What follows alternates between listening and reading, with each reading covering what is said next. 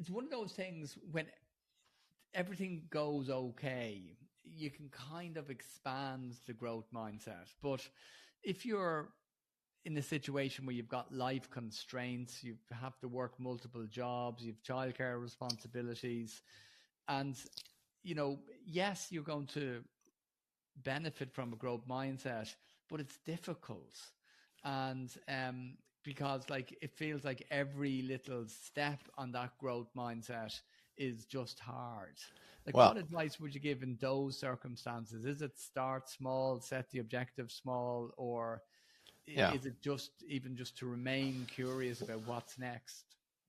Well, two things. One is that's why it's easier to be an author than a reader, because I just have to tell you what to do and you actually have to do it. So, in a rare moment of humility, let me admit that, being an author is relatively easy because all you have to do is put shit down.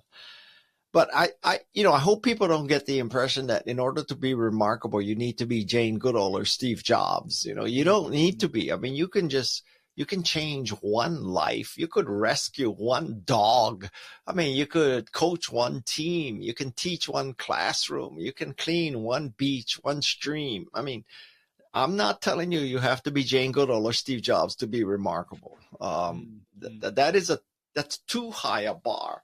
On the other hand, as an author, I need examples that people can understand and can at least, inspire them, right? I mean, I need examples like Jane Goodall, but I also need examples, and they're in the book, of somebody you probably never heard of who was diagnosed with ALS. And ALS typically is lethal after 2 years. And it's 10 years later, and she set up a goal to complete a marathon in every state, and she filled that goal. Another person was sentenced to 40 years of incarceration for accessory to a murder.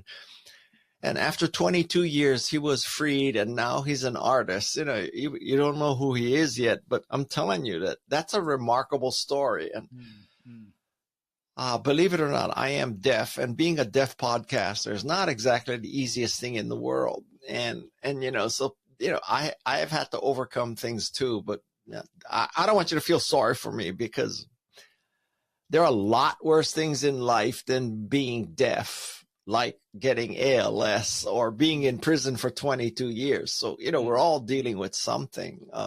Yeah.